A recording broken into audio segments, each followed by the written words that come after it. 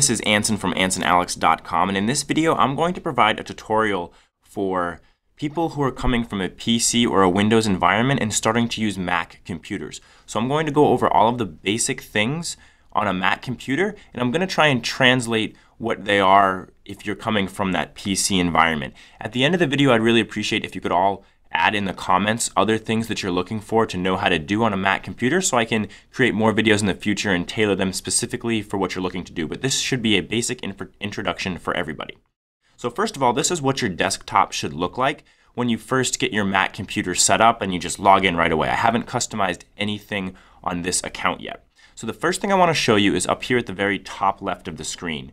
You'll notice that there's this little Apple icon, and this is called the Apple menu.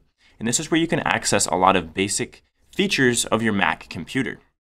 So first of all, know that your system preferences is right here. So if you click on this option right here, there's a number of system preferences, and this is equivalent to going to the control panel on your Windows computer. So this is where you can specify things like how long it takes for your computer to go asleep, where you can add new users to use the computer, where you can specify which internet connection you're going to use. All of that sort of stuff is here in the system preferences, again, equivalent to the control panel in a Windows computer. Now, with the system preferences open, to close it, all I need to do is click on the little red dot at the top left. That's equivalent to the X on a Windows computer when you're closing an application or something like that. So to close out this window, I can just hit the red X and it goes away. Now, there's a few other things that I want to talk about in this Apple menu. So we talked about system preferences, but this is also where you can put your computer to sleep, where you can restart your computer, where you can shut your computer down, or where you can log out of the current account and log into a different account. So just be aware that this Apple menu is very important. You're going to be using it almost every day when you're shutting down your computer, and it's also where you can access your system preferences.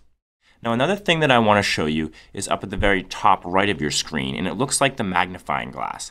This is called Spotlight, and this is where you can search anything on your computer. You can search for files, for folders, literally anything on your computer, even applications.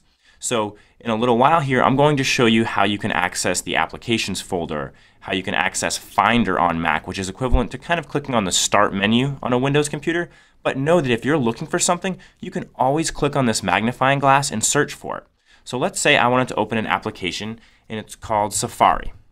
We're going to talk about Safari in a few minutes here, but Safari is equivalent to Internet Explorer. It's the native application on Mac that's used to access websites on the internet. It's the internet browser. So you can notice that instead of having to go to my applications folder or on a Windows computer go to Start and Programs, I can just search for the application that I want to use, and I could click on it to open it up here. So when you can't find something on your computer, always remember to go up here to the magnifying glass and search for whatever you're looking for. I'm going to close that out for now. The other thing that I want to talk about next is this toolbar on the very bottom of your screen here. It's kind of like the toolbar that you'd have on a Windows computer. Obviously, it looks a little bit different. But by default, there are a number of applications that are already on here for you to use. So you'll notice that one of them is Safari. Again, that's the internet browser that we're going to use. And in a few minutes, I'll open that up so you can take a look at it. And if you mouse over each of these icons, it'll tell you what they are. So the Mail app is the application that you can connect your email accounts to so you can receive your mail on your Mac computer. There's a Contacts app, which is like an address book for you to keep phone numbers and addresses.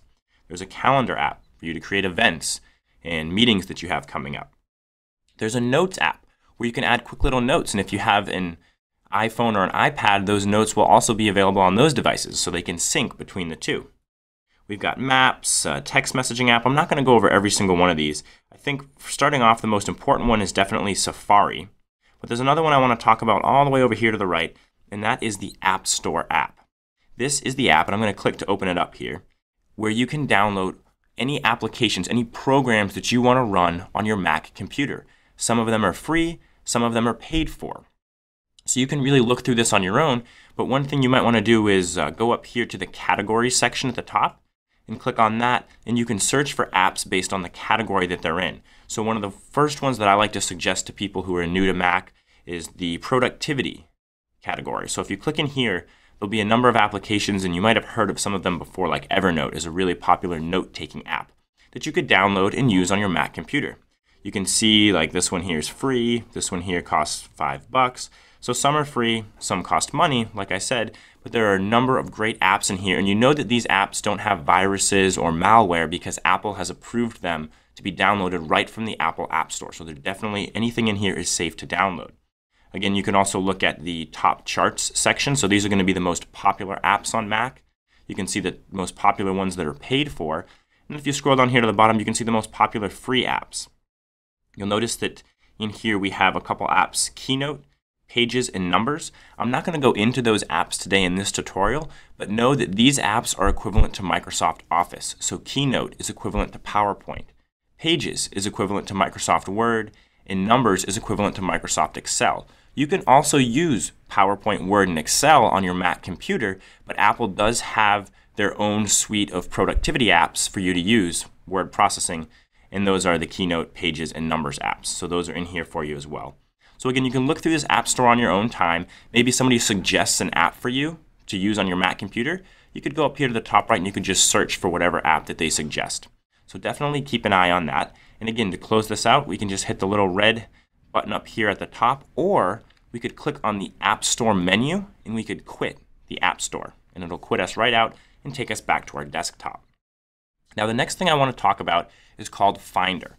And you can access Finder by clicking on the little smiley face at the bottom left of your screen. When we click on that, a window appears.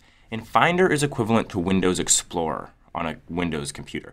It allows us to access all of the files and folders and locations on our computer. Now starting out, you'll notice that I do have a few locations over here on the left. So I could click on Applications.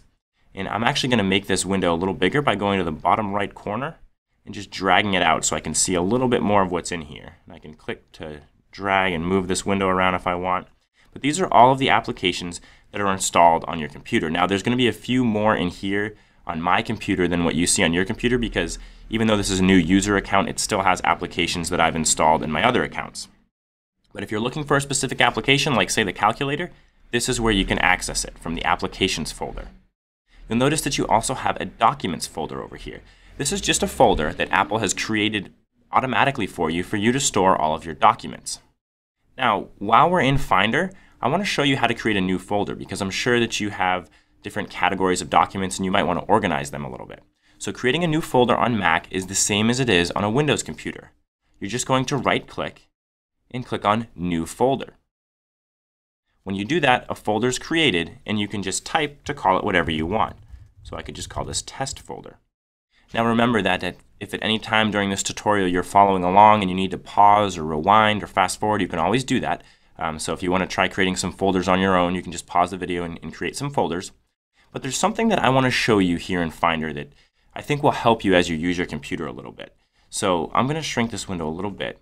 And I want some more things to be displayed over here on the left, because these aren't all of the locations on our computer. So what we're going to do is we're going to click on Finder up here in the top, and we're going to click on Preferences. Now from here, we need to select a few options. First of all, go ahead and hit the check mark where it says Hard Disks. And you'll notice that when you do that, this little hard drive icon appears on the top right of your screen. That's like the basic area within your computer. If you access this hard drive area, you'll be at the very first part of the hierarchy where all of your computer's folder structure is. It's like going to My Computer on a Windows computer. So it's nice to have that icon there for quick access. The next thing that you should do here in the Finder Preferences is click on Sidebar. You'll notice that it allows us to customize which items are showing up over here in the sidebar of our Finder window.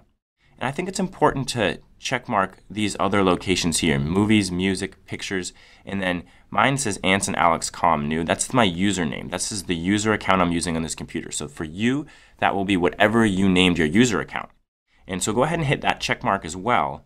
And then we'll go ahead and hit the red dot at the top left of the Finder window.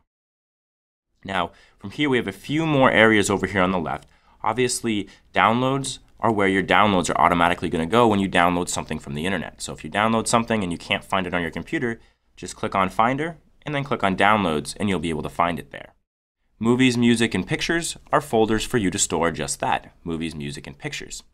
And then this little house icon, which we just added over here to our sidebar, is called our Home folder. And if we click on that, you'll see that this is the basic folder where all of the other folders in my user account are located. So I can access all of my desktop, my documents, my downloads, and everything just by clicking on the little home folder here. So this is how you'll navigate through your computer when you're organizing files or when you are trying to find something that you downloaded from the internet. And always remember that if you don't want to go through Finder to find something, to use the Spotlight search up here at the very top. Now there's a couple things I want to show you. I want to mention these other two buttons up here. We talked about the red button. That closes a window. So I just close that window, and then I can click on Finder to open Finder back up again. You'll notice that if I click on Macintosh hard drive, it opens up a Finder window as well. It just brings me to a different location. It brings me to the very basic location on my computer where I can work from. Now the little yellow icon up here at the top will minimize your current window. So when I click that, you'll notice that window shrinks down here to my toolbar, just like when you minimize something on a Windows computer. And then if I click it on my toolbar, it comes right back up again. This works the same as if you're in Safari, the internet browser, which is equivalent to Internet Explorer, which again we'll look at in a second here. But if you're in Safari and you click the little yellow icon, it's going to shrink that computer to the toolbar. The little green dot doesn't work very well. It resizes your window, but I don't really use that button. Instead, to resize my windows, I just always drag from the corners. You can drag from any corner or side of a window here in Mac. So you can drag these two sides out to make your window a little bit bigger. But just remember that yellow minimizes, and you can see the little line in there. And the red one with the X will close the actual window. Now, I'm going to go in my Documents folder real quick here because I have this test folder I created. And I think one of the things that's important to know when you first start using a computer is how to delete things. So it works very similar to how it does on Windows, and you can delete things in multiple different ways. One of them would just be to click on the folder or file I want to delete and drag it all the way to the bottom to the trash and let go of it. It'll move out of my Documents folder, and you can see that there's now some garbage in my trash. If I click on my trash to open it up, here's my test folder. From here, I could hit empty to empty the trash, or I could right-click on the test folder and click Put Back, and it will take it out of my trash, and it'll put it back where it came from. Another way to delete a file on Mac is to right-click on the file or folder and just click Move to Trash. If you know that you no longer need anything that's in your trash, you can go to the very bottom right corner, right-click on Trash, and click Empty Trash. It's going to confirm, are you sure you want to empty your trash? And you can say, sure, empty trash, and those items will no longer be in there and they won't take up any more space on your computer. Now let's go ahead and take a look. I'm going to close out this Finder window. Let's open up Safari because a lot of the things that we do on computers nowadays are done all through the internet. So one of the first things you're going to want to do is access the internet on your Mac computer. So we're just going to go down to the toolbar. We're going to mouse over the Safari icon, which looks like the compass, and we'll click on it, and you'll notice that this new window opens up, and this is our internet browser, just like Internet Explorer or Firefox or Google Chrome. You can add Google Chrome and Firefox to your Mac computer as well. You can do so by going to the App Store, or you can just go to Google Chrome, just search Google Chrome in Google, and you can download it from there. So here we are in Safari. Now, in Safari, I can both search Google or enter a web address up here at the top. So I could go to AnsonAlex.com just by entering my website address, and it will take me to my website. And you can go to any website, ESPN, whatever sites that you use. Now at the same time, I could just search Anson Alexander up here. Just type in your search term and click enter, and it's going to search Google for Anson Alexander. So if you need to search for something, just enter it right up here in the top bar, and you'll be able to search for it. So that's how Safari works, at least the basics of Safari. If you're all interested, I can post a specific tutorial just on using Safari for those of you that have been using Internet Explorer and are a little bit new to Safari. Another thing I'd like to mention before I let you go here is that don't be afraid to play around on your Mac computer. I'm going to quit out of Safari by clicking on Safari and going to quit.